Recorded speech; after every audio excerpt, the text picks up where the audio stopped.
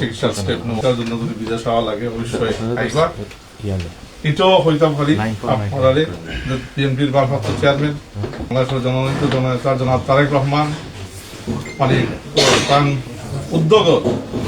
কোনো কমতি নাই মানে ইনশাআল্লাহ চিকিৎসার আয়োজন করার দায় আপনি চায়না থেকে এক্সপার্ট হোক আমেরিকা থেকে এক্সপার্ট হোক ইউকে থেকে এক্সপার্ট হোক সব খানো দৌড়াদৌড়ি করবা এবং আপনারা যে দোয়া করবা সবে এটা মানে খুব মানে এপ্রিসিয়েট করেন এবং তার যতটুকু তার মানে করার সব করবা যাতে নেত্রীর সুস্থতা এবং ওই জিনিসটাও এখন এই মুহূর্তে প্রাধান্য পায়। এখন আমি আপনাদের দুই জিনিস জাস্ট শেয়ার করব। বাংলাদেশের জাতীয় রাজনীতির প্রেক্ষাপট ইনশাআল্লাহ কয়েকদিনের ভিতরে আশা করি বাংলাদেশের তফসিল ঘোষণা হইব।